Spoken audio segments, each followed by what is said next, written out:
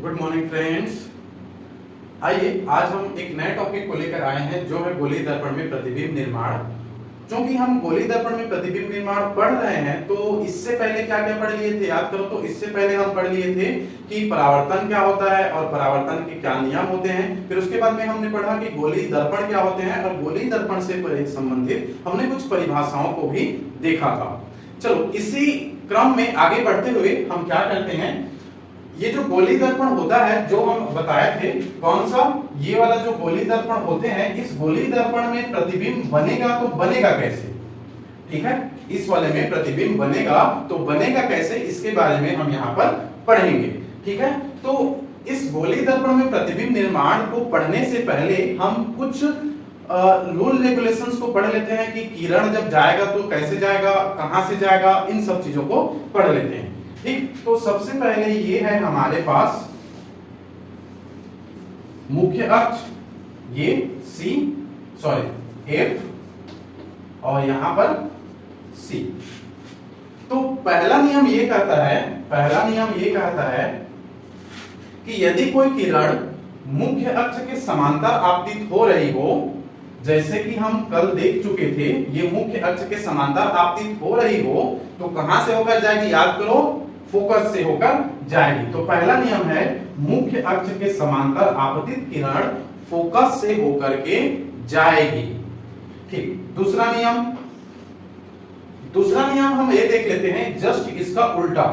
यदि कोई प्रकाश किरण फोकस से होके जाए, इसी में बना देता हूं, यदि कोई प्रकाश किरण फोकस से होके जाए, ठीक, कहां से होके जाए, फोकस से होके जाए, तो परावर्तन के पश्चात मुख्य अक्ष के समांतर हो जाएगी।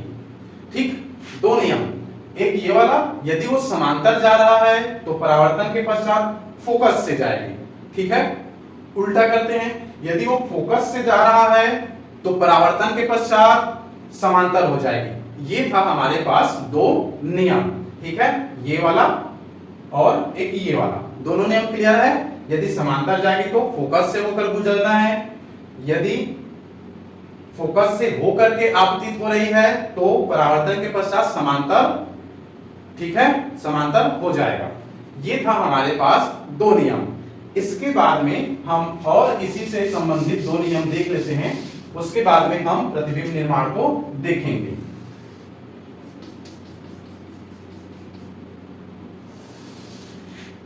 ये है हमारे पास P, ये है F,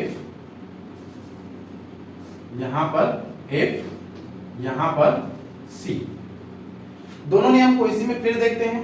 यदि कोई प्रकाश किरण, देखो ये तो दूसरा हो गया, अब तीसरा क्या कहता है, यदि कोई प्रकाश किरण P से होकर जाए, ठीक, कहां पर आपतित हो, यदि कोई प्रकाश किरण P पर आपतित हो तो परावर्तन के पश्चात वो समांतर समतल दर्पण के जैसे बिहेव करेगा और आपतन कोण I बराबर हो जाएगा परावर्तन कोण R के।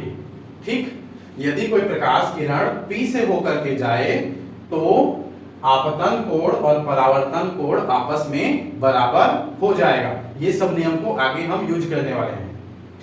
अब चौथा नियम, ये है हमारे पास दर्पण। यदि कोई प्रकाश किरण, ये है हमारे पास C, P, F, यहां पर C।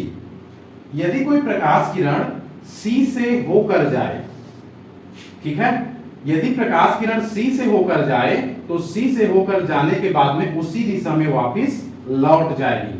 ठीक है, जिस दिशा में वो गया था उसी दिशा में वापस लौट आएगी। यदि कोई प्रकाश किरण कहां से, C से होकर जाए तो जिस दिशा में गया था उसी दिशा में वापस लौट जाएगा।